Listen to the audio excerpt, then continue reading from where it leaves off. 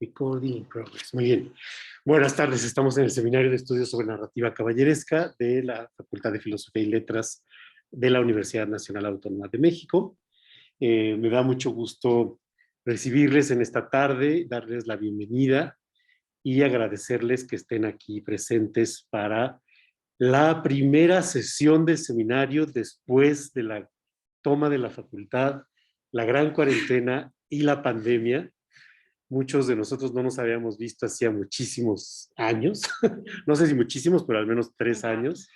Entonces, esta es la primera sesión presencial híbrida que estamos teniendo en el seminario y procuraremos que cuando sean presenciales sean híbridas porque gracias a la pandemia hemos logrado que muchas personas puedan asistir al seminario, no nada más porque, porque están en la Ciudad de México, en otras partes de México, o de otros países, ¿no? Entonces, nos alegra mucho eso porque el seminario en ese sentido se ha ampliado y ha tenido pues una repercusión más allá de las fronteras de México. Y entonces normalmente tenemos, por ejemplo, a Héctor Eduardo Munévar, que está presente, por ahí estaba Iván, Héctor es de Colombia, Iván está en Sonora, Agustín está en Veracruz. Entonces tenemos una serie de personas que nos siguen. Walter está en Argentina. Entonces eso nos complace mucho y por eso es que el seminario quiso conservar este aspecto a distancia e híbrido. Ahora bien, en el caso de hoy tenemos una sesión especial que se titula, es una conferencia en línea caballeresca y en la que va a participar nuestra muy querida ya conocida de hace muchos años, Nacheli Manzanilla, a quien les voy a presentar. Le voy a ceder la pantalla y el micrófono y la presentaré para ustedes, que nos va a leer. Ahí está Nacheli. Pues bueno, Nacheli Manzanilla Mancilla es egresada de la carrera de Letras Hispánicas de aquí de la Facultad de Filosofía y Letras de la UNAM y actualmente está cursando, casi prácticamente terminando la maestría en Letras Españolas, también aquí en el posgrado en Letras de la UNAM.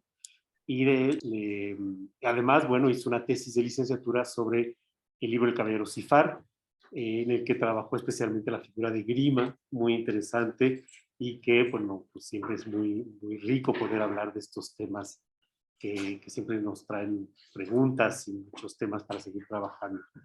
Y Nacheli, bueno, pues ha sido además becaria en el Sistema Nacional de Investigadores con el doctor Aurelio González Pérez en el Colegio de México y también ha sido becaria allá mismo, ¿no? Trabaja en el colegio, ha trabajado en el colegio y sigue siendo ayudante de la doctora Aurelio González Pérez. Entonces, pues bueno, tenemos en ella una persona ya muy querida y muy presente en el seminario y además tiene una beta que es escritora de cuentos para niños. Entonces, pues también es un elemento importante. Bienvenida Nacheli. Ella hoy nos va a leer la conferencia en línea caballeresca que se titula El tópico del ocultamiento de identidad, antecedentes y novela de caballerías. Muchas gracias, bienvenidos, bienvenidas y buenas tardes. Nacheli, gracias. Muchas gracias, Axa. Y muchas gracias a todos por venir o por estar en línea. Perdón, no sé a quién tengo que hablarle, así que voy a estar variando de cámaras a presenciales. Entonces, bueno, conferencia va un poco sobre mi proyecto de tesis de maestría, que es la tipología y funciones del ocultamiento de identidad. No les voy a dar todo porque nos colgaríamos un rato y nos alargaríamos de más. Pero, bueno, vale. Entonces, el tópico del ocultamiento de identidad. El ocultamiento de identidad es una parte de la novela de caballerías, indudablemente, que se presenta pues desde los orígenes de la misma y se va ampliando mientras el género se va haciendo más exitoso y se va reformulando. Entonces, es importante primero señalar, por un lado, que la novela de caballerías no inventa el recurso del ocultamiento, sino que lo retoma de otras tradiciones anteriores y le da particularidades, y por otro, que este recurso no siempre se presentó de la misma manera, sino y tampoco con la misma finalidad. Atendiendo a estos dos puntos en particular, yo pretendo identificar este ocultamiento, ver su evolución y los modos que se presentó en algunas novelas de caballería. Yo trabajo específicamente en novelas entre 1530 y 1535, especialmente la obra de Feliciano de Silva, Su Amadís de Grecia y 3 de sus Floriceles. complemento con los 4 libros del Félix Magno, el Florambel de Lucea y el Platero, obras que sucedieron solo entre 1530 y 1535. Para empezar hablaré de los antecedentes. Hablo de esto en función de un tópico, porque ya nos recordaba Ana Carmen Bueno Serrano, que trabajó tópico, folclórico y caballeresco, que las novelas de caballería toman esquemas de pensamiento de la literatura medieval, de los relatos tradicionales y de la literatura clásica, que repiten estas estructuras, las fórmulas y los motivos. Sí, pasa. Para hacer avanzar el relato, para dar un mensaje didáctico o ideológico y a partir de referentes conocidos. Es decir, el género caballeresco, que ya había establecido sus características, que ya empezaba a ser popular y era rico, se vuelve dinámico gracias a la incorporación de estos elementos preexistentes. Entonces, bueno, es un género en constante evolución, con transformaciones, con innovaciones, y especialmente ya hacia la segunda mitad del siglo XVI, que mantiene vivas estructuras formales, las unidades discursivas que son los tópicos, las unidades que son las fórmulas, las culturales que son los tópicos y las unidades de contenido narrativa que son los motivos. Y que en su mayoría provienen del folclore, pero que en los textos caballerescos se reelaboran, se van novelizando y en la mayoría de los casos también cristianizando. Entonces, en el caso del ocultamiento de identidad especialmente, se puede rastrear desde la tradición previa para ver cómo se introduce en el género caballeresco. Otra cosa que es importante señalar antes de los ejemplos es que el ocultamiento de identidad es parte fundamental de uno de los ejes temáticos del género, que es el amoroso, porque ocultar la identidad es parte del amor cortés, digamos, ya que los caballeros no solo se cambian el nombre o su identidad en busca de aventuras o fama, sino también como un modo de acercarse o conseguir el afecto de la amada.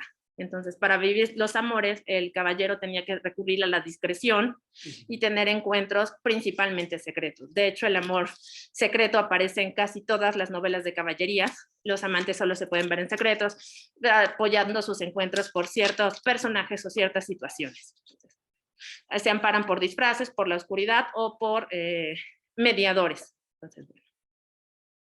También es importante hacer una aclaración, ya que mencioné esto. Ocultar la identidad es un principio básico de la novela de caballerías que sirve para propiciar la aventura. El caballero sabe cumplir sus primeras hazañas, suele celar su nombre hasta conseguir una fama tal que permita que le ponga en condiciones de revelar su identidad. Entonces, este ocultamiento le permite además establecer nuevas relaciones con personajes con los que se topa en la corte y que por este incógnito llama la atención. El caballero suele decir, no voy a decirte mi nombre o mi procedencia, pero me puedes conocer como el caballero tal. Entonces, el protagonista en la novela de caballerías vive en un estado permanente de ocultamiento. Aclarado esto, yo no me voy a referir específicamente a esta faceta del tópico, sino a las variantes y a la evolución del mismo. Es decir, aquellos ocultamientos de identidad donde el cambio cumple con un nuevo objetivo, que tiene una nueva intencionalidad, que es más allá de ganar la fama, más allá de celar este nombre. Entonces, este ocultamiento del que yo hablo parte de estos tópicos y motivos preexistentes, que son primero folclóricos y luego caballerescos, que vemos en los inicios del género y que se va dando en construcciones más elaboradas y atendiendo a nuevos motivos y a contextos. Entonces, bueno. Perdón, ¿me puedo quitar el cubrebocas? Sí, ¿sí puedo? Sí, ya. Sí. Perdón, es que me ahogo. Entonces, bueno. En el gran número de estos ejemplos, de estos ocultamientos, dejará de estar ligado el ocultamiento al cambio de nombre únicamente, y sino que ya habrá una conciencia mayor de ocultar, y ya no solo sucede en el caballero protagonista o en personajes masculinos, que también es una de las novedades que se aportan. Entendiendo, claro, por supuesto, que no existe un único ocultamiento de identidad, y que tiene cualidades específicas que harán que tenga éxito en cada novela y que dependen de cómo se construya o para qué se utilice. Entonces, bueno, voy a hablar un poco de los antecedentes para hacer este recorrido. Es importante decir, como ya dije, que la literatura caballeresca no inventa el ocultamiento, sino que ya presenta una larga tradición en la literatura occidental principalmente, pero podemos buscar y está también en la literatura oriental, ya se veía en mitos y textos hindús, por ejemplo. Entonces tiene un uso muy antiguo y se presentó en muchas formas. Entonces hago un recorrido partiendo de la tradición clásica para ver cómo ha estado viviendo el tópico. Entonces, bueno, al hablar de la tradición clásica me refiero a la grecolatina, no porque directamente hayan tomado los autores de novela de caballería de estos textos, sino porque tenían los autores cultos de este tiempo más facilidad para acercarse a ellos. Probablemente estos ejemplos los leyeron, los escucharon o los conocieron y pudieron retomarlos y reformularlos. Lo mismo entre griegos y latinos. El primer ejemplo muy conocido se da en la Odisea, en donde tenemos ocultamiento en dos principales vertientes. Por un lado está el ocultamiento, digamos, de carácter divino que tiene la diosa Atenea, que se disfraza constantemente para estar interviniendo en la vida de los personajes. Entonces es el forastero Mentes para aconsejar a Telemaco, una niña para conducir a Odiseo al palacio de Alcino y un joven pastor para la llegada de Odiseo a Ítaca. El segundo tipo de ocultamiento aquí es en el propio Odiseo, quien oculta su identidad a su regreso a Ítaca para poder castigar a los pretendientes de su esposa. Entonces, este ocultamiento del héroe depende exclusivamente de la ayuda de Atenea, quien le da instrucciones para acercarse a su palacio, para esconder sus riquezas y para planear su venganza. Entonces, lo cito porque depende de artes mágicas de la diosa. Lo tocó Atenea con su varita, arrugó la hermosa piel de sus ágiles miembros e hizo desaparecer de su cabeza los rubios cabellos. Colocó sobre sus miembros la piel de un anciano y lleno de legañas las antes hermosos ojos. Lo cubrió de andrajos miserables y una túnica desgarrada, sucia, ennegrecida por el humo, y le vistió con una gran piel ya sin pelo de veloz ciervo. Le dio un cayado y un feo zurrón rasgado por muchos sitios y con la correa retorcida. Entonces, bajo esta apariencia, nadie es capaz de reconocer a Odiseo, del modo que él puede llegar a Ítaca, llegar a su palacio sin problemas, y es recibido, tratado y alimentado como un mendigo, que es el que parece. Cuando alguien le pregunta sobre su historia, Odiseo miente, relatando una historia que es a media suya, donde él mismo cuenta que vio cómo Odiseo logró ciertas hazañas en guerra. Para poder ser reconocido nuevamente por su identidad, depende de Atenea, excepto en dos ocasiones. La primera, con su perro Argos, que no necesita más que él se acerque. Entonces, cuando Odiseo llega, Argos lo reconoce, mueve la cola, pero ya es tan viejo que no puede acercarse. El otro reconocimiento es de la esclava Euriclea, que lo reconoce por una cicatriz en la pierna. Se le pide que lave al mendigo y entonces la anciana se acercó a su soberano y lo lavaba. Y enseguida reconoció la cicatriz que en otro tiempo le hicieron jabalí con su blanco colmillo.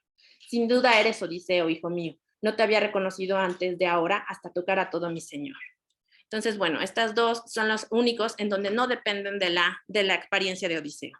Sin embargo, para reconocerla, su esposa e hijos tiene que volver a depender de la transformación de Atenea. Atenea lo transforma en viejo y mendigo a su llegada a Ítaca, lo convierte en joven otra vez para que lo reconozca su hijo, de nuevo lo vuelve a hacer viejo para que termine de urdir su plan, y finalmente lo hace de nuevo joven para que se encuentre con Penélope. Todos estos cambios de identidad se dan con un propósito, que tienen que ver con las razones de la propia Atenea, que es salvar la vida a la par que deshacerse de los hombres que pretendan a su esposa y su casa, y solamente hasta que se deshaga de ellos, Odiseo podrá saber quién es confiable y quién no.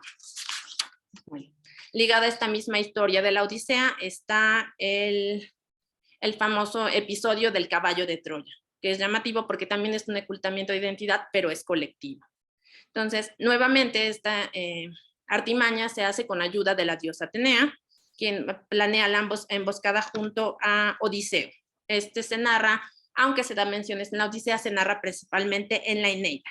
Sí. Cuando Minerva en su favor emplea artificio sagaz, por su mandato hueca mole fabrica gigantea, que gran caballo al parecer figura, de recia tablación y contextura. Simulan y propalan que se eleva por bote a palas hecho, de tranquilo viaje en demanda. Por doquier la nueva mentira se esparce, y en sigilo, echada suerte entre gente a prueba, a ocuparse en el oscuro asilo del vasto seno y cóncavos costados, provistos de sus armas los llamados. Entonces, bueno, desde el principio se aclara que este va a ser un artificio, una simulación, una mentira, y que está pensado para engañar, que dentro contiene a los hombres del ejército griego armados y listos. En algún momento sí se dan las dudas de los troyanos sobre si confiar o no en este caballo que apareció, Incluso el propio sacerdote de Poseidón las llega embistiéndolo con una lanza diciendo esto no es confianza, es un engaño de los griegos. Y entonces el ocultamiento se vale en ayuda de otro personaje que es un griego llamado Sinón, que aparentemente huido cuenta la historia de que escapó del ejército porque Odiseo quería sacrificarlo a la diosa para ganar la guerra. Cuando no pudieron encontrarlo, dijeron, bueno, ya no vamos a ganar, se dieron por vencidos y Sinón escapó. Así que les viene y les dice que hicieron este caballo como tributo a los dioses para perdonar y poder regresar en paz a su tierra. Entonces, el ocultamiento se basa del artificio del disfraz, en este caso colectivo, todos los griegos dentro de un caballo, y de la mentira de este griego, cuyo fin, pues sabemos todos, resulta con la caída de Troya. Ya, gracias. Entonces, bueno. Pero los ejemplos en el mundo bélico no son los únicos que recurren a este ocultamiento. Entonces tenemos los relacionados a la temática amorosa, como es el caso del mito de Eros y Psique. Psique, que era muy hermosa, desata los celos de Venus, quien le pide a su hijo Eros que le haga que se enamore y se case con el ser más terrible, pero Eros se enamora de Psique y se la lleva a un palacio. Cuando ella llega a este palacio divino, no puede ver a nadie. Entonces, se convence de que de las voces que le están atendiendo, quien le da la comida, todo deben ser voces invisibles que la atienden. Sin embargo, al dormir es visitada por su esposo, que es el desposo que le tenía destinado. Y dice, y es que había llegado ya el marido secreto, se había metido en la cama, había hecho así que su esposa y se había marchado apresuradamente antes de que amaneciera. Así que se le oculta la identidad de este marido por la vista, ya que no puede verlo ni a él ni a los servidores del hogar, pero también por el nombre. Pues, él nunca revela su nombre, no le dice quién es, solamente le dice que es su esposo y que confía en ella. Y puede oírlo, puede sentir su tacto, pero siempre que está con ella es en la oscuridad. Entonces, este ocultamiento, por supuesto, responde a la desobediencia del diosero, que sabe que Venus se enterará y tendrá problemas. Pero él está enamorado de la doncella. Al final, los malos consejos de las hermanas de Psique pican la curiosidad, se da cuenta de que nunca ha visto a su esposo, que quién sabe quién sea, podría ser el más horrible, y termina por romper la prohibición no hablada de verlo. Se acerca con él en la noche mientras duerme para verlo con una linterna, descubre, bueno, con una vela, descubre que es el dios Eros, que está hermoso, y él se despierta y se marcha. La historia continúa narrando el desconsuelo de Psique y la búsqueda de Eros y para volver a estar juntos, pero ya no vuelve a hablar de este ocultamiento de identidad. Sin embargo, es importante señalar cómo fue construido y que se vale primero de la divinidad de Eros para poder crear todo este espacio y segundo por el uso de la oscuridad. Entonces, siempre que lo visitan no hay luz que pueda develar quién es. Serían uno de los ejemplos más significativos, no los únicos que hay en la tradición grecolatina, se pueden encontrar en otros mitos, en obras de teatro, lo mismo griegos que latinos.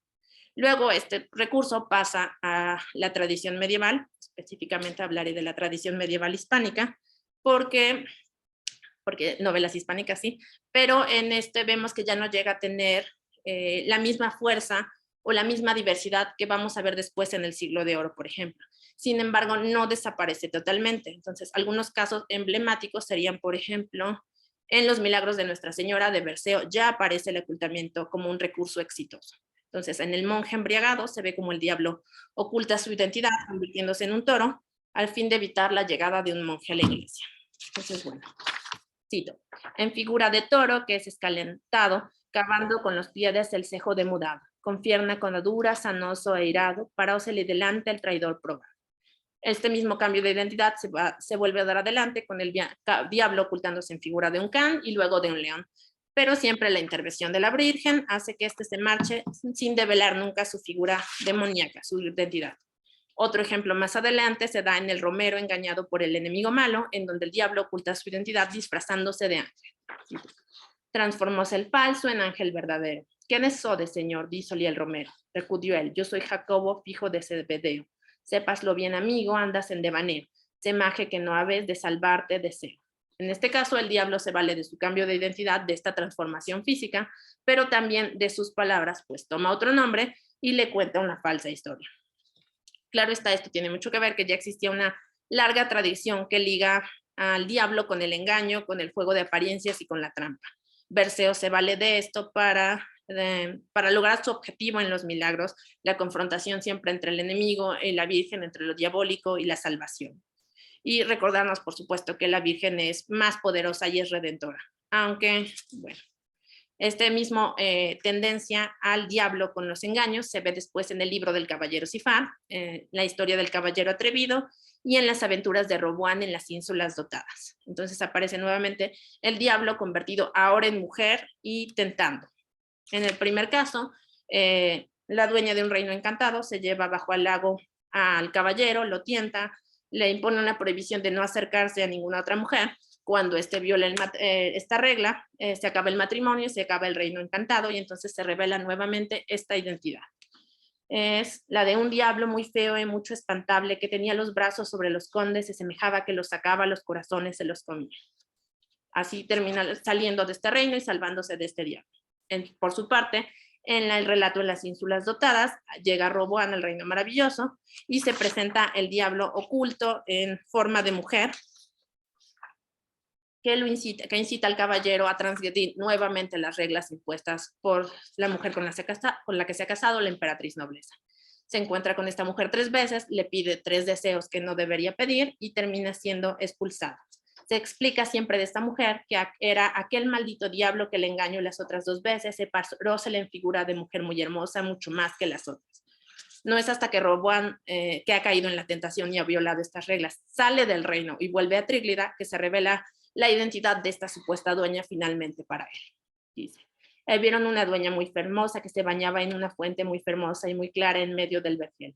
Esta era la dueña que los engañara, aconsejándoles que demandasen a la emperatriz 3 donas por las que perdieran. Cae este diablo maldito, nos hizo sabedores para no guardar de hierro. Entonces explica siempre que ha sido oculta la identidad del diablo. En ambos casos, como en los milagros de Perseo, el ocultamiento de la identidad del diablo se da a través de una transformación de un disfraz. Tienen un objetivo similar, que es advertir sobre el peligro del demonio y su capacidad de engaño, y que lleva a los caballeros a la tentación. Por eso, además, va ligado en este caso a la apariencia femenina.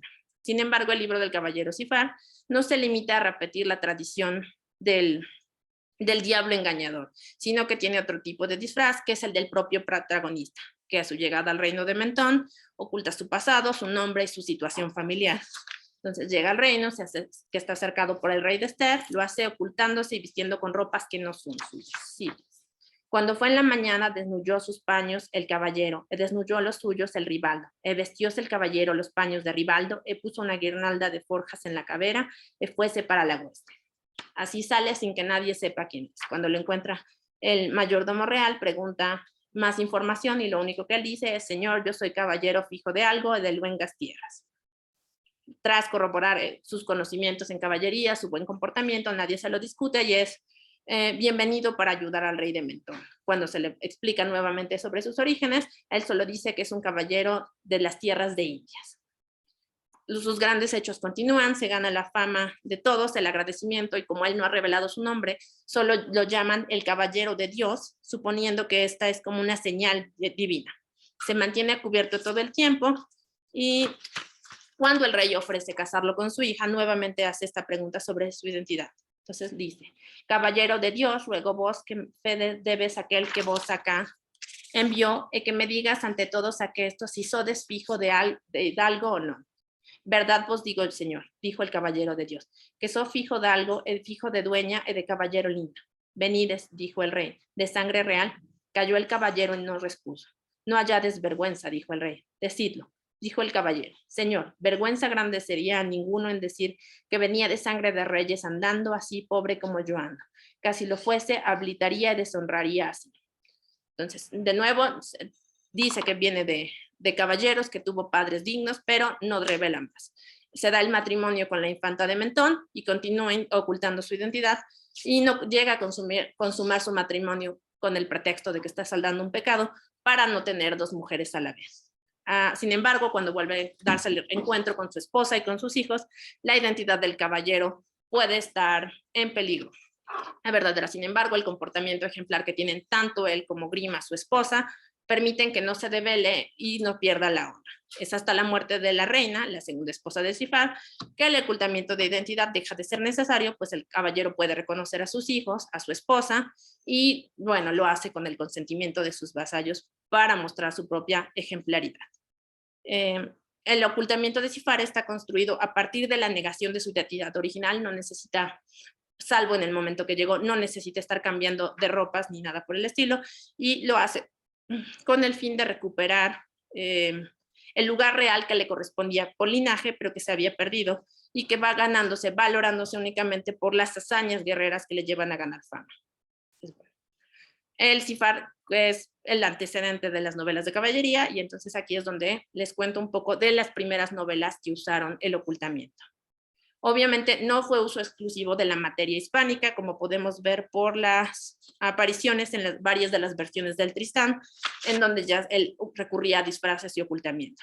Y tampoco fue un recurso al que recurriera Feliciano de Silva, que fue el principal innovador en esto, sino que al contrario, probablemente la aparición del recurso en novelas posteriores, en novelas previas, perdón, es lo que inspiró a los autores como Silva o como los autores de la rama experimental para utilizarlo. Entonces, bueno, es importante señalar estos primeros usos en función también de que fueron de menor extensión y en situaciones transitorias. La primera novela de caballerías hispánica en donde se usa el recurso, por supuesto, es en el Amadís de Gaula, en donde dos episodios se valen principalmente del antifaz.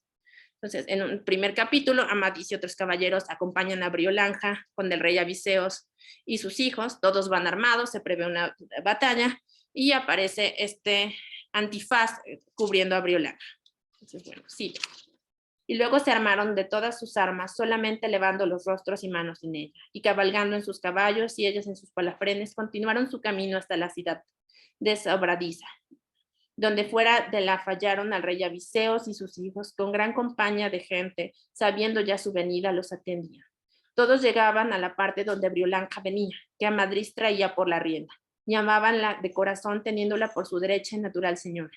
Y como Madrid llegó con ella a la priesa de la gente, quitóle los antifaces porque todos el su hermoso rostro viesen. Y cuando así la vieron, cayeron lágrimas de sus ojos y volviendo el rostro contra ellos, con mucho amor en su corazón, en sus corazones la bendecían. Inicialmente no se especifica que Briolanja iba con el rostro cubierto, entonces resulta una sorpresa para los personajes y para el mismo lector, al no saber que se iba oculta, pero sí revelando su identidad. Es más importante la revelación que el ocultamiento en sí, pero no deja de ser llamativo porque es el primer personaje encubierto femenino de Rodríguez de Montalvo y porque es el primer antifaz que aparece en la literatura hispánica. Rafael Mérida hizo, de hecho, un artículo específicamente de este recurso. El antifaz y el ocultamiento vuelven a usarse capítulos más adelante, pero en Amadís y Oriana. Después de su reencuentro en Miraflores, Amadís, que todavía lleva el nombre de Beltenebros tras su penitencia amorosa, y Oriana quieren pasar por la prueba de la espada y el tocado de las flores de los leales amadores para quitar todas las dudas que podían quedar en sus corazones de que son los amantes más leales.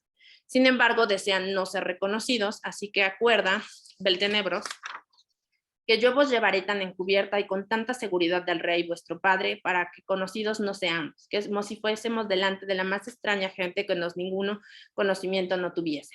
Así el caballero está encubierto, pues irá con todas sus armas, pero Oriana necesita llevar una capa y antifaces delante del rostro. Son apoyados por Gandalín, Mavilia y la doncella de Dinamarca. Mavilia, prepara ropas específicamente para Oriana que no sean suyas, que no la puedan reconocer. Entonces dice: por mucho que él y ellas la miraron por todas partes, nunca pudieron hallar cosa por donde conocida de ellos ni de ningún otro ser pudiese.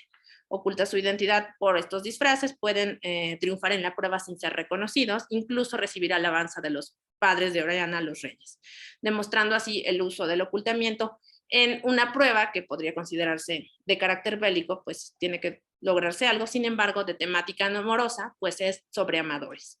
Este ocultamiento se construye ligeramente diferente entre dama y caballero, puesto que las armas que lleva Beltenebros en este caso eran algo que ya llevaba con él desde antes, que ha cambiado su nombre a Beltenebro, desde Peñapobre, pero no así los ropajes de Oriana, que en este momento son prestados.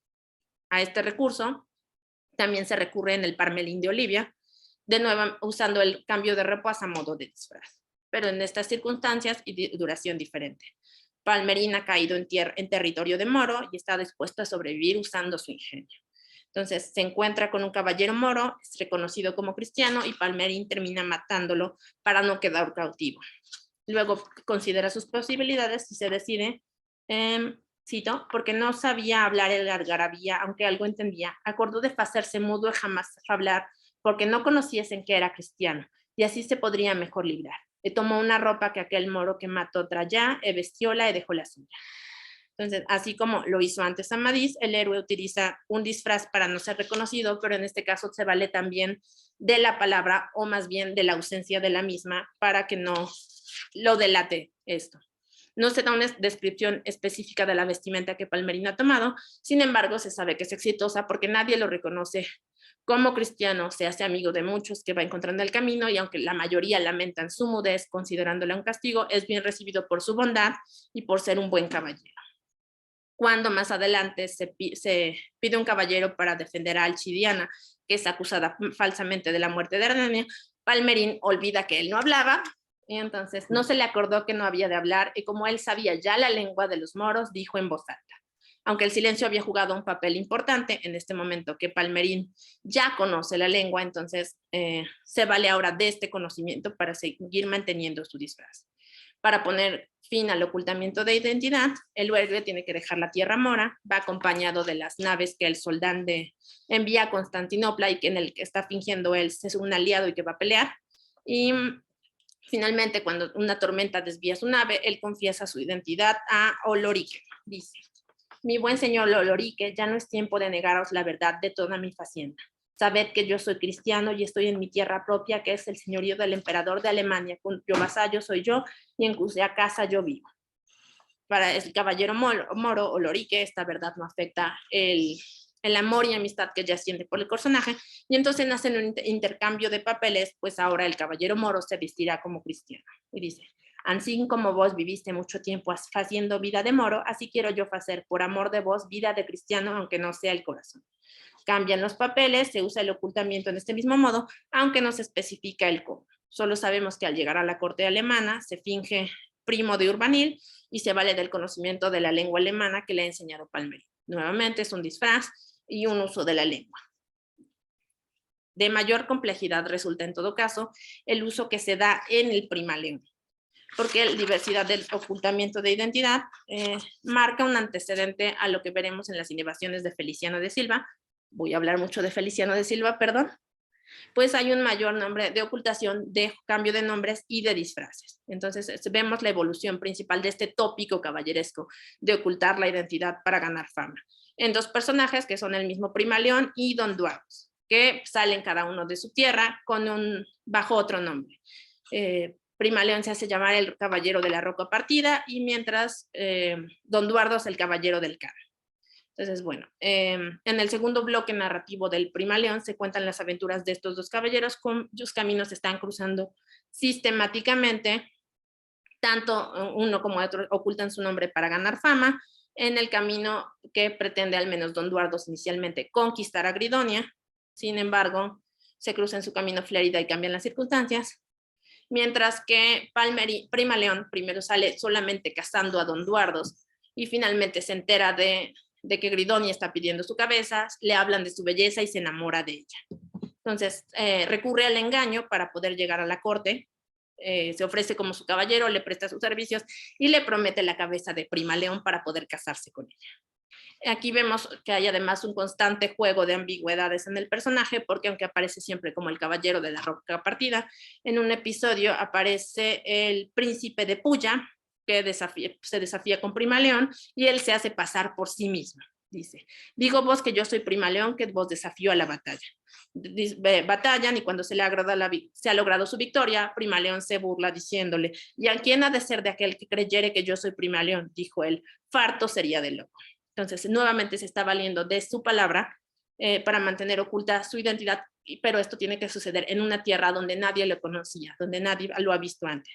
La revelación de la identidad del caballero se da en 4 diferentes momentos. Solo uno responde a un reconocimiento de otros, pues Triolo, Lesifín y Torque se encuentran con Primaleón, lo reconocen, pero todos guardan el secreto porque él se los pide, porque sigue intentando conquistar a Gridonia, que el objetivo final de todo esto es poder llevarla a Constantinopla y casarse con ella. Las otras 3 revelaciones dependen de que él elige confesarse. Le confiesa a Céfira sus amores y le dice la verdad sobre que él es del linaje del emperador. Luego se vuelve a cruzar en su camino con Don Duardos. Don Duardos no le dice que es él, sino que es solo un caballero al servicio del emperador, y él le cuenta que es prima Leonor. Y finalmente la revelación final es a la propia Gridonia, que es la principal engañada en todo esto. El caballero la convence de acompañarlo, la lleva a la cedemonia, y ahí frente a la corte y el emperador y la emperatriz le confiesa: yo, señora mía, vos prometí por muchas veces daros la cabeza de prima León, hijo del emperador de Constantinopla. Sabed que yo soy prima León, aquel que vos prometió de dar su cabeza, y aquel que allí veis sentado en aquella silla es mi padre y señor. Vedes ahí, mi señora, esa espada, y aquí la cabeza de prima León, dejando así su cabeza en las madres de Gridonia como una prueba de su amor hacia ella. Sin embargo, como ella ya también le corresponde sus amores, termina no cortando su cabeza. Pero esto lleva al fin de su ocultamiento de identidad, construido obviamente solo a través de su cambio de nombre. Luego, por otro lado, está el episodio con Don Duardos, que se disfraza por amor. Entonces, Don Duardos, que había estado ganando fama, que intentaba llegar también a conquistar a Gridonia, se cruza con Flérida, la hermana de Prima León, se enamora de ellas y recurre al engaño. Entonces decide cambiar de ropas, de nombre y de posición. Va encubiertamente y desconocidos y vistió unos paños los más viles que él pudo haber, más por viles ellos eran, no se podía encubrirle a su gran hermosura y valor. Y llegando a la ciudad de Constantinopla desconocido, que persona en él no miraba, fue al palacio del emperador. Entonces se disfraza de hortelano, llega a la entrada de la huerta y convence a los hortelanos con la mentira de que va a descubrir un tesoro oculto para poder entrar al servicio de Freyda. Los hortelanos lo hacen pasar por su hijo Julián. Sin embargo, este ocultamiento también es transitorio, pues constantemente él está entrando y saliendo de la huerta y con ello cambiando su identidad y sus ropas. En un poco tiempo él es Julián, es el caballero del Can nuevamente y finalmente es Don Duardos, príncipe de Inglaterra. Entonces, vemos constantemente que para ir cumpliendo hazañas, caballeros que llegan a la corte a hacer retos mientras no está Prima León, él sale de la huerta, se esconde en la villa, ayudado generalmente por la infanta Olimba, se vuelve a armar y sale a ligar. Sin embargo, como la revelación de su verdadera identidad está ligado al amor de Flérida, no importa incluso sus hazañas, no revela quién es realmente. Finalmente, cuando se logran los amores, Flérida y Don Duardo se preparan para escapar a Inglaterra. El primero a los que revela su identidad es a los hortelanos, que ya se han dado cuenta que va a escapar. Y les dice: sabed que yo soy tal caballero que vos podré hacer grandes bienes y he amado tanto a la infanta Flérida. Lo único de su transformación que de hortelano a caballero se dice, cuando ya es el momento de la huida, es: tenían allí las armas de Don Duardo y muy puestamente se armó y cabalgó encima de un buen caballo. El término de su ocultamiento coincide con este abandono de Constantinopla de mano de la dama amada, por lo que su cambio de identidad en este caso tenía una función, digamos, amorosa. Se puede ver así, a partir de estos ejemplos, cómo el uso del ocultamiento de identidad en el Prima León es diverso y es adelantado a su tiempo. Estamos hablando de una obra de 1512. Ahora, la novela de caballería hispánica no se limita, por supuesto, a estos episodios de ocultamiento. Sin embargo, realmente hasta la llegada de Feliciano de Silva, los ocultamientos de identidad intencionados son pocos y son principalmente esta necesidad del caballero de cambiar su nombre para ganar fama. Es realmente hasta el Amadís de Grecia que este recurso cobra fuerza, se ve revolucionando e innovando. Es bueno. Al acercarme al ocultamiento de identidad a partir de algunos de estos ejemplos más significativos, hablo de un uso naciente alrededor de 1530 y hay que reconocer su construcción y función, sino también usarlos para ver la evolución y experimentación de las novelas de caballería a la luz del mismo. Como dije, yo trabajo específicamente obras entre 1530 y 1535. En estas, la sucesión de falsas identidades da lugar a estrategias y funciones como son la contraposición de mundos antagónicos, el representar el mundo guerrero frente al pastoril o al caballeresco frente al espacio femenino principalmente. Estos se reiteran detalladamente, así los personajes podrán cambiar de situación social, de nombre o de sexo, adaptando su presencia al medio en el que se encuentran. También ocultar la identidad funcionará en la trama generando progreso de la acción, entrelazamiento narrativo o multiplicación de las tramas. Y por supuesto, especialmente en la obra de Silva, dará lugar a muchos enredos. En cualquier caso, no debe dejar de señalarse que las implicaciones narrativas no siempre son la misma, porque el juego de identidades o los metamorfosis del caballero o del personaje, pues, son elementos que condicionan la acción y viceversa. Mientras se van necesitando en la trama, se van incorporando. Entonces, bueno, me acerco yo a este ocultamiento de identidad ya refuncionalizado, ya tomado principalmente por Silva y los autores de su tiempo, tipificándolo por su construcción. Entonces, hablo de que existe, por un lado, una ocultación física, en la que el cambio de identidad va ligado al cambio de armas, de ropas, a este disfraz, y por otro lado, habrá un ocultamiento terminológico, diríamos, en donde el personaje cambia de nombre o niega su identidad, pero que se da solo en palabras. Destaca además un tercer caso mínimo, en donde el ocultamiento recurre a medios mágicos, que en algunas ocasiones no responde a los tipos anteriormente. Sin embargo, todos estos se dan en contextos o ámbitos de acción similares y se valen en la mayoría de los casos de algunos otros elementos de apoyo, como es la palabra. Primero, en cuanto al ocultamiento de tipo físico, se da el disfraz, que brinda una entretenida variante de la fórmula de ocultamiento de las primeras novelas, que fue muy exitoso y que pervivió a través de este género hasta llegar, por ejemplo, al teatro del siglo XVII. Importante decir que cualquier cambio de apariencia, en la apariencia o en el cuerpo altera la información no verbal que se comunica sobre la identidad y las actividades del individuo. Por ello, se dan descripciones amplias en muchos casos de los vestidos o se señalan que eran de un tipo. Entonces, vemos como paulatinamente la vestimenta suplanta a las armas como el medio para cambiar la identidad, porque esta proporciona información visual sobre la persona que la porta. Ya nos decía, hablando de las armas, Alberto Montaner, que el traje sirve funcionar principalmente para cubrir el cuerpo, es decir, tiene una función protectora o material, pero tiene connotaciones socioculturales que nos dicen una función social o simbólica. Y que deben atenerse a un principio de uniformidad, del que depende en última instancia la finalidad identificadora. Entonces, la vestimenta respeta una cierta moda que permite la identificación, que puede decir la posición social o la procedencia de un personaje. Y el disfraz se valdrá de todas estas reglas identificadoras que los personajes que lo tomen tendrán que conocer. Así, ocultar la identidad se ve permeado por los diferentes procedimientos, de los que se vale el caballero medieval para revelar su identidad, ya sea individual, social o familiar, como pasaba con los escudos y la heráldica, al menos en el terreno de las armas. Y en la evolución del género, los personajes tipo y el uso de la ocultación en ámbitos cada vez más cortesanos los obligará a identificarse ya no solo en función de sus armas. Ahora, al hablar de disfraz y de transformación, me referiré a una serie de variantes del ocultamiento de identidad, que serán principalmente tipos: el caballero disfrazado de mujer, la doncella que se disfraza de caballero, el caballero que se disfraza de otro, el caballero que se viste de pastor y la doncella que toma la ropa de otros. Principalmente, aunque no descarto la aparición de otros. Entonces, bueno. Sobre los autores que trabajo, es Silva el que privilegia en sus textos el uso del disfraz, sobre la fórmula nada más del cambio de nombre a partir de lo terminológico, explotando así nuevas posibilidades del recurso, que el recurso aporta a la intriga. El primer caso se da en el Isuarte de Grecia, donde se disfraza al protagonista con ropas femeninas para salvar su vida.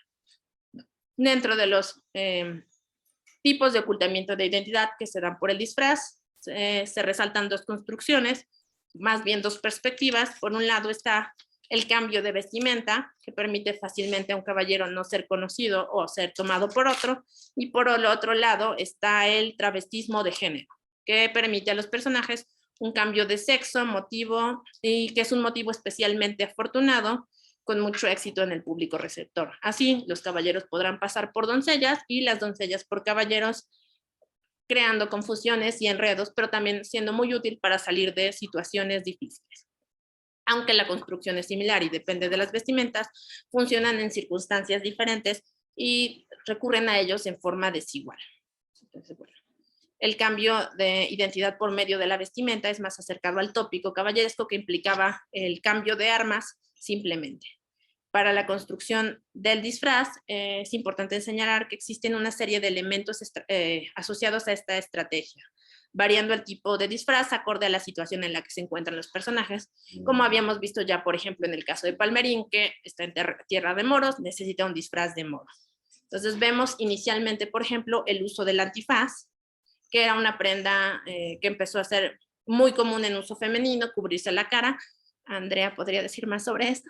Cubrirse la cara, sobre todo las doncellas cuando salían al camino. Del uso del antifaz se vale, por ejemplo, Veladina, cuando viaja acompañando a Florineo a buscar a la dueña de Fondo Valle. Son los padres del Florambel. Se marchan y dice que llevando puestos unos antifaces en el rostro, la infanta y sus doncellas, mientras Florineo llevaba el yelmo en la cabeza para no ser conocido, equiparando el uso de ambas prendas, cubriendo su rostro, pero usando un uso adecuado a cada uno según el sexo de su portador. El antifaz lo vuelve a mencionarse cuando cruzan con un caballero que codicia a la infanta y dice: y el caballero dijo entonces contra Florineo: mandad a vuestra doncella se quite los antifaces, porque quiero ver si es más hermosa que la que yo llevo. Y diciendo esto, echóle la mano de los antifaces para se los quitar. En este caso, el antifaz, aunque sirve para ocultar la identidad, también tiene una función de umbral entre lo aparente y lo real. Suscita hacia la curiosidad por ver lo que hay del otro lado, siendo un elemento que al tiempo oculta mientras genera expectativa. Se vale para encubrir la belleza de la dama, pero también va creando anhelo, deseo y posible confusión. Entonces, bueno, vemos otra vez nuevamente la aparición de un antifaz en el tercer libro del Floriciel de Nikea, que se menciona que Galtasira tiene la intención de no ser conocida, dice. Y estas doncellas habían desembarcado en otro puerto cerca de ahí y venían muy ricamente guarnidas y en muy buenos palafrenes, y con antifaces puestos por no ser reconocidas, porque Galtasira traía pensamientos y topase con fraudador de procurarle hacer algún engaño. Entonces, este ocultamiento de identidad se da también con la presencia de un caballero burlón, fraudador de los ardides, que da pie a una conversación con matices cómicos cuando se encuentra y él le pide a la dama que se quite el antifaz. Entonces dice, pide a la dama: cedes el antifaz porque se semeja que debéis ser hermosa doncella. Al reconocer a su interlocutor, él reconoce fraudador, pero ella no a él, ella se niega a descubrir su rostro bajo el tópico de que lo dañará con su belleza. Entonces tenemos aquí ya un episodio de matiz cómico a partir del ocultamiento. Sin embargo, Feliciano de Silva no se vale especialmente de los antifaces en su obra, salvo en estos ejemplos mencionados o como complemento a disfraces más elaborados. Entonces, bueno, vemos entonces que da un cambio de ropas completo. De cambiar todas sus ropas se vale Arlanda en el primer libro del Floriciel de Nikea para poder gozar los amores del caballero.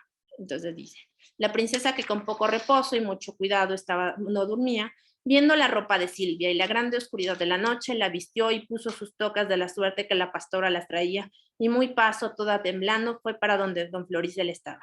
Entonces, en esta artimaña, Arlanda cambia sus vestimentas con las de otra mujer, Silvia, que en este momento conocemos todos como pastora, y toma su identidad. Pero también, por supuesto, va amparada por la oscuridad que cubre su rostro, que no permite que el caballero la reconozca. Conveniente es esto, que esté la presencia de Silvia, que se ha quitado sus ropas con el calor, pero que no se especifica cuáles son. Solo se dice una ropa de seda de la forma pastoril que sobre otra traía. Y por supuesto, el engaño tiene lugar en la oscuridad y al amparo del silencio. Bueno, nuevamente con ropas de pastor también se disfraza el propio Floriciel, que está enamorado de Silvia. Pide ayuda a un buen hombre para que le permita vivir en su casa y pide que haciéndole unos hábitos de pastor, sin que se dé más detalles de estos mismos ropajes. Lo hace lucir hermoso y apuesto pastor, y Silvia no lo reconoce pese a que acababa de verlo. Él declara que es el más alto príncipe que se ha puesto en este ámbito, con tal de conseguir sus amores. Pero el caso de Floriciel pasa a una especie de fase intermedia en el ocultamiento de identidad, pues aunque mantiene esta en gran parte sus ropajes pastoriles, no continúa actuando como pastor, se arma caballero y continúa con esta identidad caballeresca llamándose caballero de la pastora. Entonces dice, salió don Florisel de Niquea, del reino de Tracia, por el imperio griego caminó algunos días llamándose el caballero de la pastora, como todos los llamaban. Retomando este tópico caballeresco por el que la identidad solo es cambiada por el nombre, a pesar de que va en parte su cambio de ropas. Es bueno, tenemos episodios así en donde se van cambiando de ropa según se requiera la ocasión. En el Florence de Lucea se cambian las ropas de 3 ermitaños porque se encuentran en territorio pagano y tienen que ocultar esto para poder ayudar al doncel de la linda flor, Florambel, y a los caballeros de las flores. Y así se dice que les hicieron vestir de ropas turquesas porque no fuesen conocidos. Y allí acordaron que nadie dijese sino que eran paganos y en el castillo no dijesen de dónde venían. El ocultamiento, especialmente del santo Cipriano que va con ellos, sirve para protegerlos en territorio pagano y finalmente cuando llegan al castillo, se encuentran con la dueña del Fondo Valle, informan quiénes son estos personajes. De nuevo, al hablar de este cambio de vestimenta, vemos pocos detalles. La mayor parte de las veces se limita a decir que hubo un cambio a vestimentas de pagano, de pastor, sin entrar en más detalles. Sin embargo, no es así al momento de utilizar el disfraz para el cambio de sexo de los personajes, sino aquí ya empezamos a ver más detalles descriptivos. Entonces, bueno, este tipo de ocultamiento permite el intercambio continuo entre damas y caballeros hasta un punto que llega a ser exagerado en algunas obras.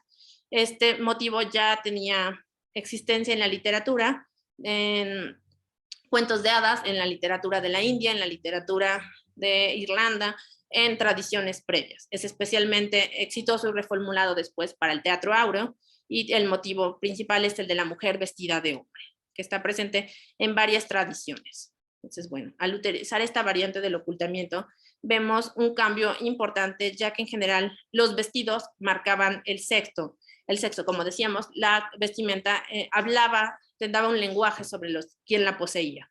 En este caso, al hablar del transvestismo, vemos que las apariencias ya no indican esta diferencia.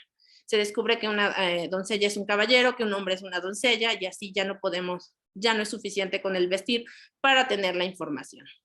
Por supuesto, para el triunfo y la verosimilitud de este ocultamiento, no basta con vestir las ropas del otro, sino que tiene que haber elementos como el habla o el conocimiento del otro que van a ser fundamentales, así como un adecuado comportamiento. El caballero debía saber comportarse como una dama y viceversa. Entonces, bueno, es como una interpretación, digamos, en el teatro de la vida que consigue reforzar, que se verá reforzado también por personajes secundarios que creerán esta mentira. Entonces, esta variación tiene una doble implicación, pues no solo se oculta el nombre del rostro, sino también la identidad sexual, y se creará para crear mayor verosimilitud en estos disfraces. Los autores detallarán las descripciones de los atuendos que usarán los disfrazados. Sobre las motivaciones o ámbitos temáticos de estos disfraces ya hablaré más adelante. Los 2 casos más llamativos de caballeros que se visten de dama los maneja Feliciano de Silva, por supuesto, que ya había aprovechado este recurso apenas en el Lisuarte, pero que lo desarrolla en el Amadís de Grecia, pues Amadís de Grecia se viste de mujer bajo el nombre de Nereida, y en el episodio de Agesilao y Arlanges, en el Floricel de III, que se visten de mujeres y son Daraida y Garaya. Son llamativos estos casos porque el tiempo del ocultamiento es especialmente largo. Pasan gran parte del libro con estas nuevas identidades femeninas, pero además no se limitan a un único objetivo o a un único espacio. Entonces, especialmente en el caso de Agesilao y Arlanges. Estos caballeros disfrazados de drama tendrán más de una transformación al en algún momento vestirse de guerreros y actuar como doncellas guerreras. Entonces son guerreros vestidos de mujeres que luego se visten nuevamente de guerreros. El disfraz femenino en personajes masculinos también descubrió muchas posibilidades de género, tuvo muchas funciones. Sin embargo, lo que verdaderamente resultó innovador y tuvo pervivencia fue el disfraz masculino en personajes femeninos, porque tenemos principalmente la creación de un nuevo personaje tipo, que es la doncella guerrera. Esto ya tenía antecedentes, por supuesto, en los personajes de las Amazonas o en personajes como Carmela en las Sergas de Esplandián. Pero llegado a este punto, empieza a volverse un personaje más recurrente. La primera doncella guerrera que usa este travestismo como recurso, de nuevo en la creación de Silva, fue Gradafilea, que ya había aparecido disfrazando a Lisuarte en el Lisuarte de Grecia, pero que la vemos configurarse como tal en el Amadís de Grecia. Entonces, bueno, ella viste de caballero para salvar a Lisuarte en una situación complicada, sorprendiéndolos a todos. Más adelante se va un paso más allá. En el Floricel de Nikea 1 tenemos un juego de transvestismos cruzados en donde Alastragerea y Floricel están constantemente vistiéndose uno del otro. Entonces, se harán pasar el uno por el otro basándose en el conocimiento de su parecido físico. Entonces, se juega con la simetría creada por estos dos personajes que no saben que son hermanastros, pero saben que son similares. Entonces, se dan 2 episodios principales. En el primero, Arlanda aprisiona a Floricel y para salvarse el caballero finge ser Alastragerea. En el segundo episodio, Falanges de Astra, creyendo que Floricel es Alastragerea, lo trata como si fuese su enamorado. Entonces, cuando finalmente llega uno, tiene que pasar por el otro. Es importante, sin embargo, aclaración pertinente, en estos episodios el único realmente disfrazado es Floricel, ya que en el caso de la infanta Alastragerea, ella viste ropas de caballero porque se considera un caballero, oculta su identidad femenina en general, pero no se considera que es un disfraz, sino ya que tiene su formación caballeresca y su propia decisión de salir a los caminos bajo la identidad de una Virgo Bellatrix. Entonces, bueno, aunque la infanta no lleva un disfraz como tal, es necesaria para el éxito del ocultamiento de Floricel, y el cambio de identidades entre ellos sí será parte de un juego de ocultamiento a partir de la sustitución de la identidad, es decir, el reconocerse uno con el nombre de otro. Pero bueno, segundo, ya. Pues sigo. Aunque el ocultamiento de identidad físico resultaba muy efectivo, frecuente y elaborado en el género caballeresco, no era el único tipo. Como decía, existe este ocultamiento de tipo terminológico que evoluciona directamente de este tópico inicial de negar el nombre, en donde el caballero está escondido a plena vista únicamente por su nombre, por cambiar su apelativo, y era imposible que otros conocieran su identidad, siempre y cuando, por supuesto, no lo conocieran físicamente o mantuviera oculto el rostro. En este tipo de ocultamiento distinguimos el negarse a dar el nombre como tal o revelar la identidad, y el cambio del nombre, el cambio del mismo, que puede implicar tomar una nueva identidad inventada o sustituirla de otro, como veíamos en el caso de Floricel y Alastragerea, que tomaban los nombres cambiados. Pero bueno, entonces, a menudo este tipo de ocultación va acompañada del disfraz, es cierto, sin embargo también se presenta sola, aunque en episodios específicos con una duración e intención mucho más limitada. Entonces, hablando de negar la identidad, vemos un ejemplo en el Platir, en donde Don Duardos en su búsqueda de Platir es llevado por una tormenta a la India, es capturado y se entera de que el rey de la India básicamente lo odia, lo culpa de una captura. El caballero lo soluciona simplemente no revelar su identidad, dando información falsa e inexacta de sí mismo y de su conocimiento claro de Primalión y de sí mismo. Entonces dice: ¿y conocedes vos, dijo Nafante, a Primalión y a Don Duardo? Sí, por cierto, dijo Don Duardos, y tanto que dudo que venga caballero en esta tierra, que tanto los conozcan y sepa tanto, que en tanto se extiendan sus caballerías, en especial a Don Duardos, que se llegaba muchas veces a la casa del rey mi señor por su mucha pobreza. Entonces, este ocultamiento de identidad a partir de no dar su nombre e inventar una historia que respalde el conocimiento que tiene de sí mismo y de Primalión en este caso, salva la vida de Don Duardos.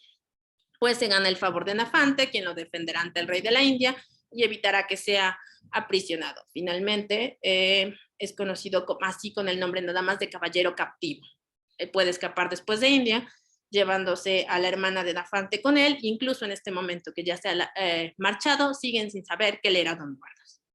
Nuevamente tenemos otro mismo ejemplo así, en el Félix Magno, Lisdroel de Alejandría, también decide ocultarse solamente por su nombre, viaja hasta España, enamorado de Leonorinda, y se vale únicamente del silencio para salir y luego cambia su nombre. Al momento, al salir los caminos, dice, el Isdroel salió de tierra y dijo a sus escuderos que hiciesen todo como cristiano porque así les convenía y que llamasen a el Arpio porque su nombre conocido no fuese. Entonces, bueno, Isdroel vuelve a recurrir a este mismo ocultamiento más adelante, pues es rechazado para casarse con la infanta Leonorinda, sale de nuevo por los caminos creyendo que ha sido tratado injustamente, se encuentra con Félix Magno, Isdroel lleva un espejo en donde ve la imagen de la dama, esto genera el odio de Félix Magno, quien lo pide revele su identidad y le entrega el espejo, la enemistad es instantánea, y él cambia nuevamente su nombre, pero ya no por Arpio, y le dice, sabréis que a mí me llaman Maltasés, y ese espejo que vistes me dio una dueña que mucho me quería. Finalmente, cuando se enfrentan en armas, se revela como mejor Félix Magno, y él le dice, ok, este espejo te lo llevas, y yo solo te voy a decir de mi identidad que soy hijo de, sin decir su nombre, pero revelándole también que es pagano. Entonces, bueno. Estos son los, digamos, ejemplos más significativos en cuanto a cambio de nombre, y finalmente tenemos una variante que es el ocultamiento apoyado por medios mágicos, que no llega a ser propiamente un disfraz.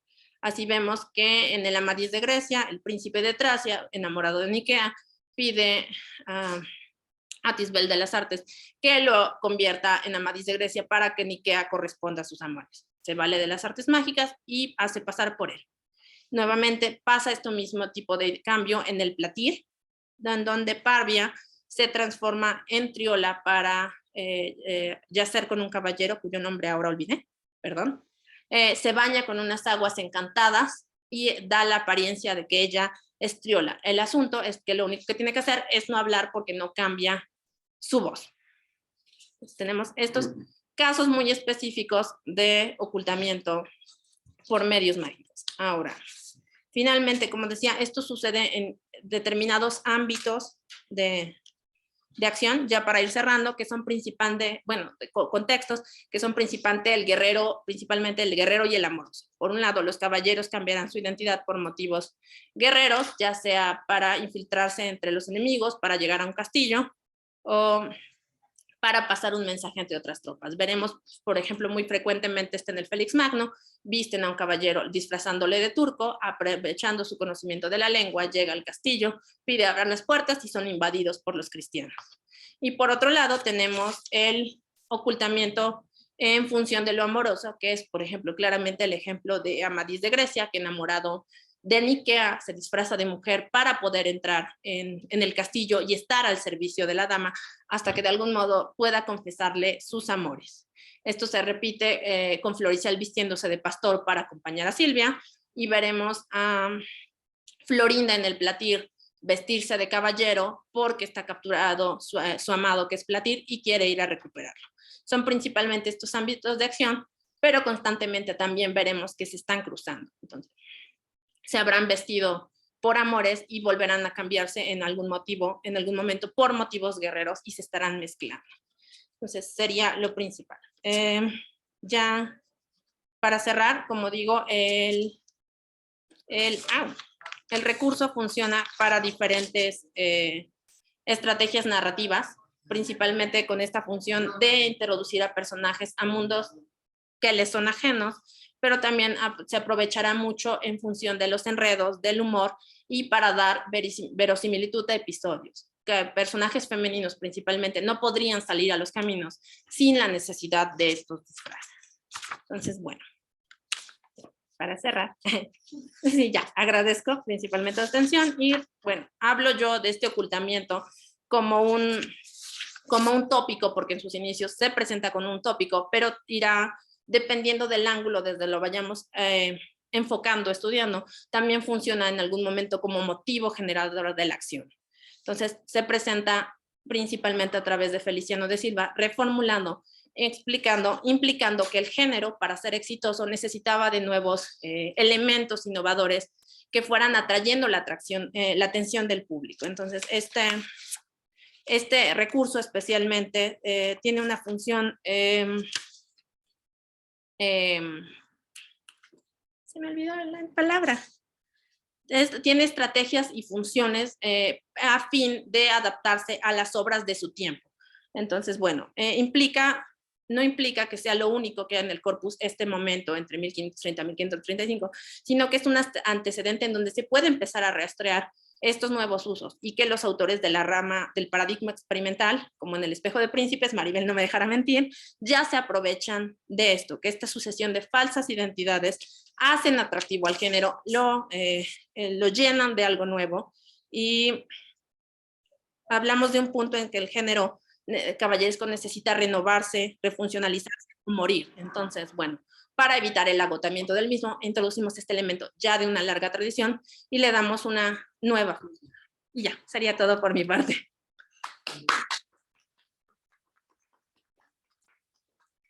Muchas gracias, Nacieli Mancilla, por esta extraordinaria conferencia en línea caballeresca. Pues seguramente habrá muchas preguntas, dudas, comentarios, preguntas que quieran hacer a Nacieli. Tenemos un ratito para ello. Quizá pueden hacerlo manteniendo su identidad oculta a través de entender la pantalla. Sí, pueden, ya que estamos en esto de identidades. Muchas gracias de nuevo. ¿Alguien tiene algún comentario, preguntas? Yo sí tengo, pero esos me los guardo. Ok. ¿Alguien quiere comentar algo, preguntar? Y allá en línea, sí, Daniel Gutiérrez Trápaga. Sí, no hay nadie. Ay, Dios. Del otro lado. Bueno, muchas gracias, Nacieli. Espera, deja de preguntar si nos oyen bien. ¿Sí nos escuchan bien en los que están en la distancia? No, no mucho. Oh, rayos. Pero a Nacieli sí la escucharon bien. Sí, no, Sí, te escuchamos bien. Claro, bueno, que ese micrófono debería funcionar. Nuestro A ver, micrófono alterno. A ver, vamos a ver. Va a hablar Daniel Gutiérrez Trápaga, pero hay un Ay, microfonito aquí que... Ay, a ver. Sí, sí, sí.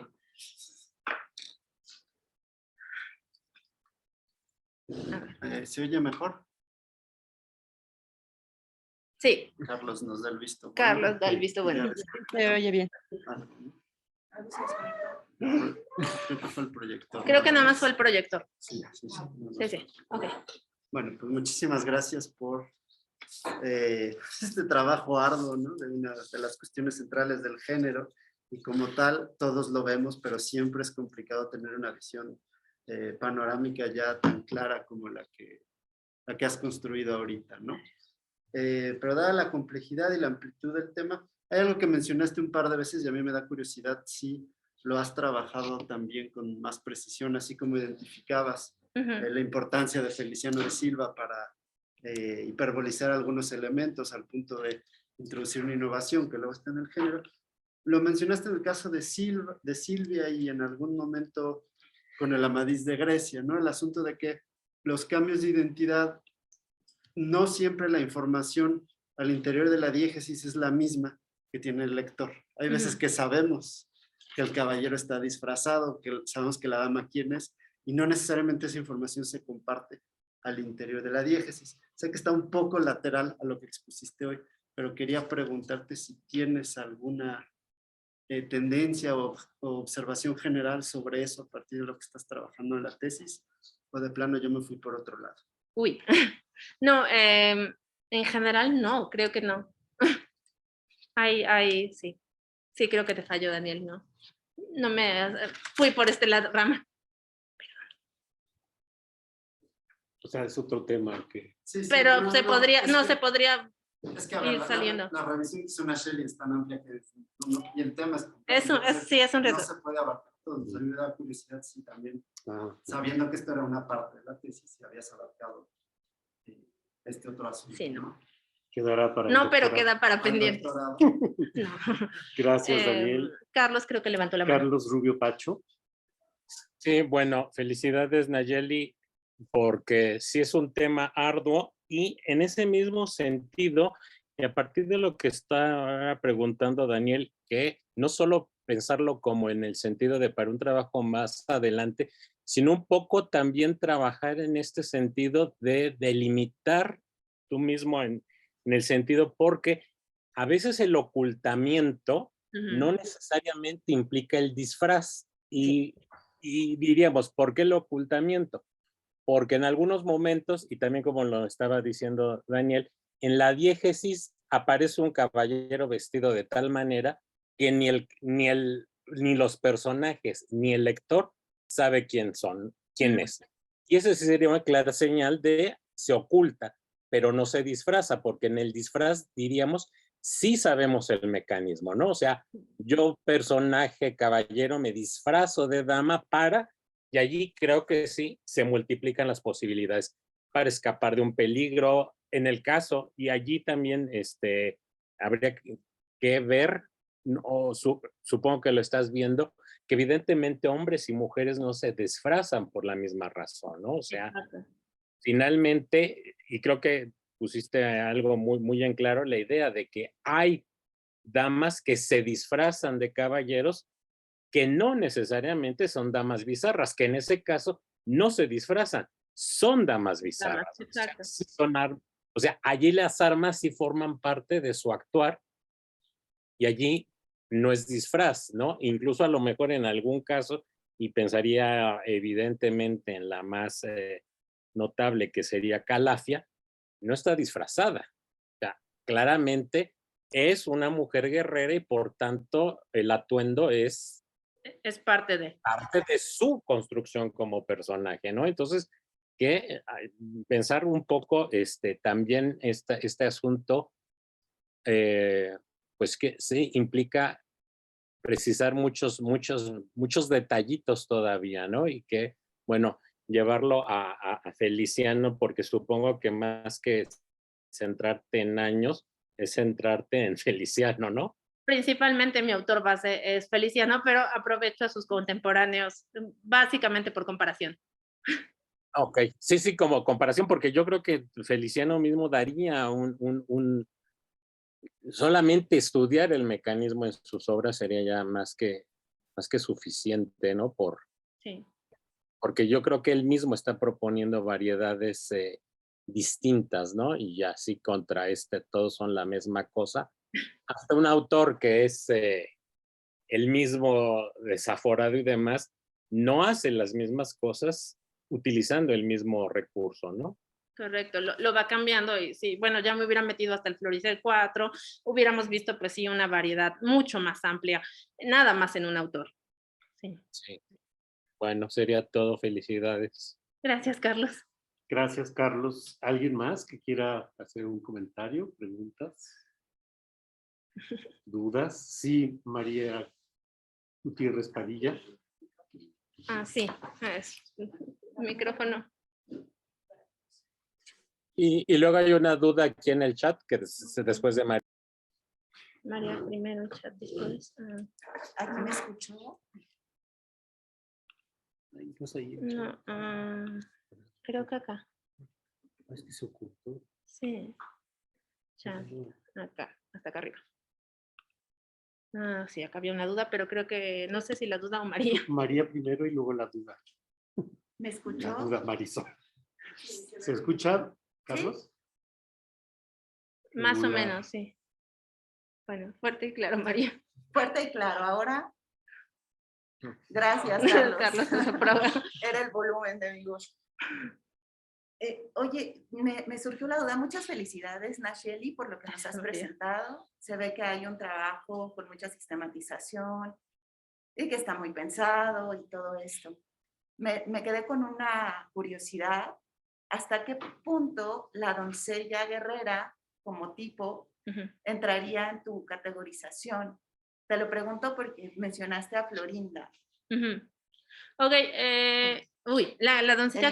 la doncella guerrera me dio problemas porque yo dije, ok, doncellas guerreras, se vistieron de caballeros, todos son disfraz, y en realidad cada personaje va teniendo particularidades. Entonces, menciono a Florinda porque su transformación a doncella guerrera es transitorio, es chiquito para una aventura específica que es ir a buscar a Platir. Entonces, okay, cuenta como disfraz, no se mantiene como doncella guerrera, no la puedo categorizar aquí en el ocultamiento, en travestismo.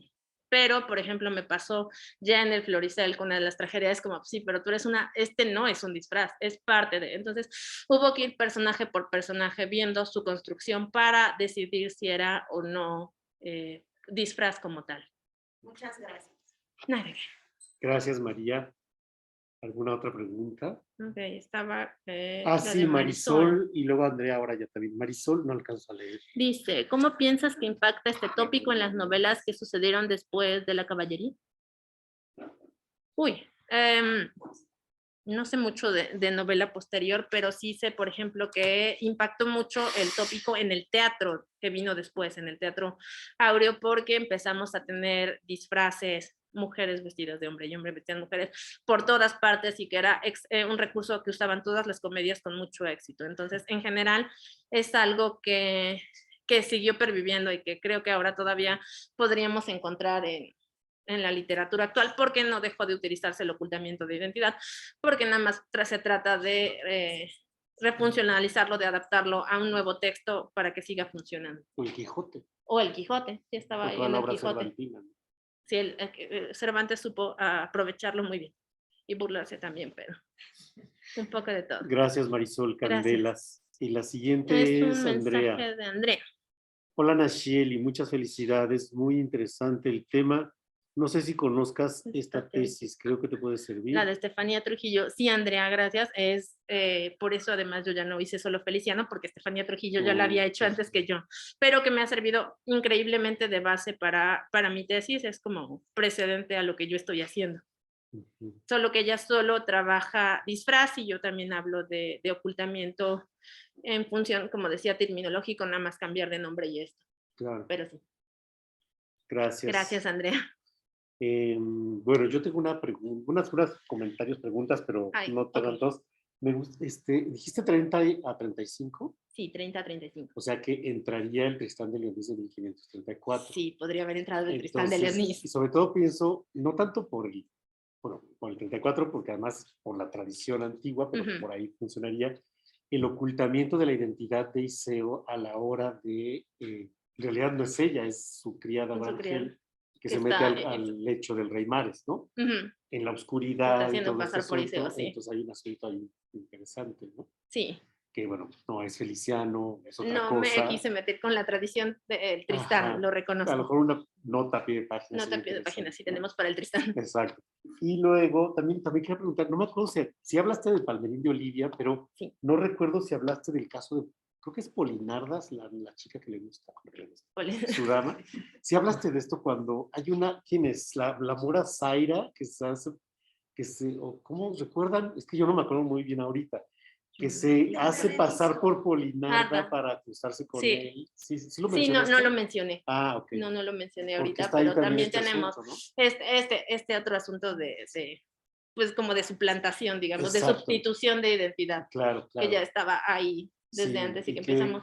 Es muy interesante porque además ahí sí hay una cuestión como mágica, ¿no? Y sexual. Que digo, hay algunos elementos aquí como de corte mágico que funcionan también para hacer las identidades, o más bien para tomar la identidad de otros sobre todo. Claro. Y otro más, nada más, no sé si convendría que, y eso ya defínelo y decídelo tú, que a lo mejor no tanto hablar de cambio de sexo, sino cambio de género. Cambio de género. Porque creo que los personajes no quieren cambiar de sexo, ¿no? O sea, estamos siendo actuales. Sí, bueno. Lo que están queriendo es hacer un cambio de género. Entonces, revisa ahí muy bien esto. Okay. No pasa nada. No, pero es una buena observación. Quizá es interesante que para estar con los tiempos de hoy, pues que esos matices se toquen, ¿no? Sí. Porque aunque hagan este transvestismo, ni siquiera hay cambio de sexo. No hay que, sí, es bueno, aparentemente cambio de género. Exacto. Gracias, que sea mucho más claro. Podría, sí. Mejor matizado. Alguien, pues bueno. No Carlos está levantando la mano. Carlos Rubio Pacho. Sí, un poco. Yo aquí tal vez ni siquiera pensaría en lo del cambio de género por las implicaciones, evidentemente, de teoría queer y demás, pero sí el cambio de identidad o alguna manera matizarlo esto, porque finalmente la idea es que ahora decir, bueno, transvestismo queda prácticamente en este sentido de cambio de ropa, ¿no? O sea, esa es la idea del transvestismo, pero no con una voluntad de cambio ni de género, ni de identidad sexual, ni de ninguna de estas cosas. Entonces, más bien allí ver de qué manera, o incluso precisarlo, cuando me refiero a transvestismo, un poco para evitar estas Claro, ok. lecturas, luego que diga, es que esta no es una lectura queer y cosas así. Sí, eso estaría raro. Visto. Sí, Creo que, y luego Pero podría matizarse.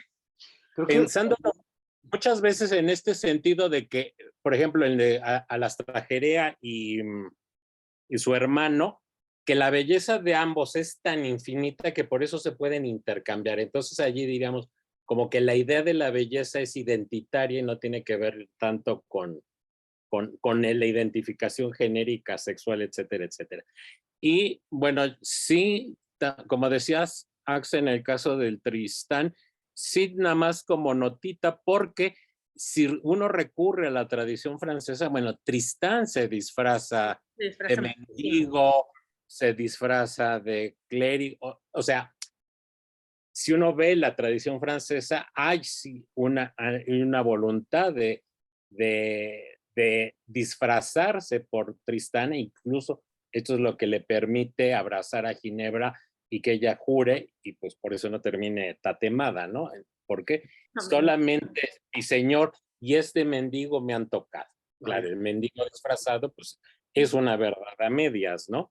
Y también un poco esto que también pensándolo, cuando, cuando mencionaste la tradición clásica, que a veces el ocultamiento no implica necesariamente el cambio, ¿no? O sea, diríamos, Ulises cuando llega no es que quiera disfrazarse, solamente se oculta para poder matar a los protagonistas, de allí que amenace a la nana y el perro sea el único capaz de reconocerlo y todo esto, ¿no? O sea, que a veces hay una voluntad de sí no ser identificado por alguna razón, que eso sería el ocultamiento, y el otro aparentar ser otra persona, ¿no? Y creo que en eso, y creo que allí estaría el matiz más importante de tu trabajo, ¿no?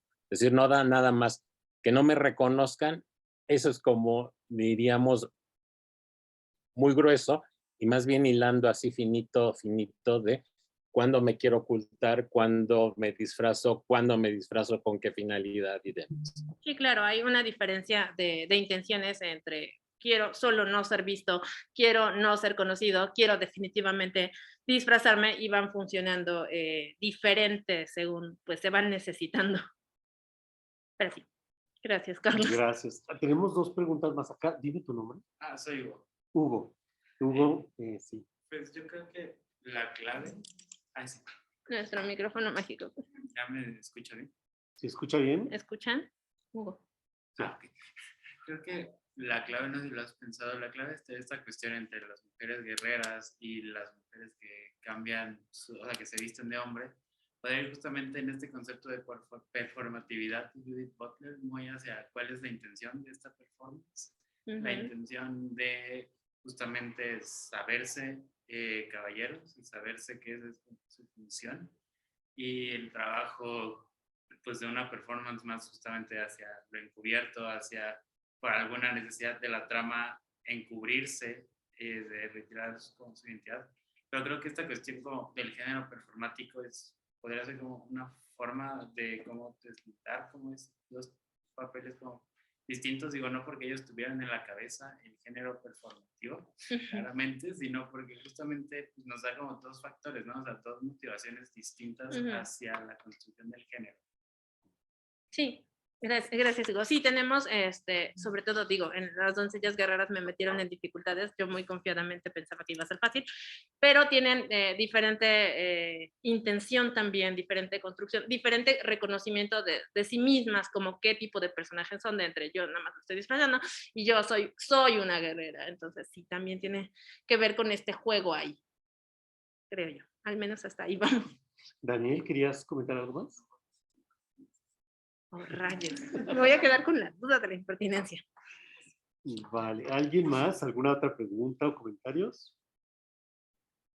Bueno, pues si no hay más que decir, muchísimas gracias nuevamente, Nacheli Mancilla, por esta presentación. Ya vemos que has ocultado tu identidad de antes, en que no querías hablar nunca en público. Todavía no quiero. Y ahora ya lo haces. Es que para esto vine en otra identidad que sí Muy podía bien. hablar. Muy bien. Y pues bueno, muchísimas gracias nuevamente por la participación en Línea Caballeresca.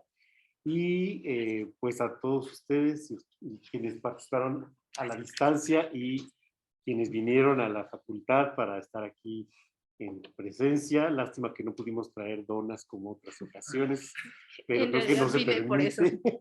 Entonces, pero bueno, estamos en ello. Les quiero nada más anunciar para quienes les interese, en el seminario vamos a tener otras actividades todavía.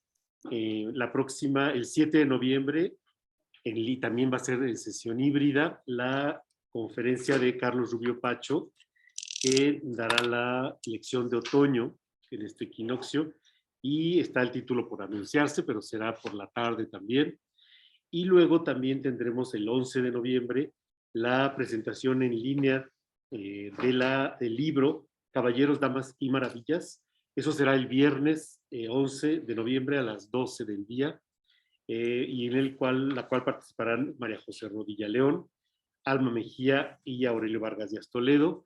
Eso también va a ser una actividad en línea, por si les interesa. Y otra más en línea que será el 17 de noviembre. Este mes de noviembre va a estar bastante Con todo. generado en línea, pero este es solo en línea. La mesa redonda que se titulará 7 décadas de la idea de la fama en la Edad Media Castellana, de María Rosalía de Malquiel, en la que participarán María Carmen Marín Pina, Aurelio González Pérez, Daniel Gutiérrez Trápaga y yo, Axel Capel Campos.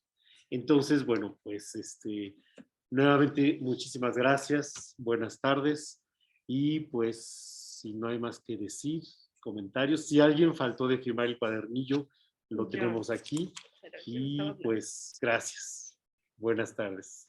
Nos vemos y gracias a quienes estaban a la distancia. Gracias. Vamos a cerrar ya la sesión. Hasta luego, gracias.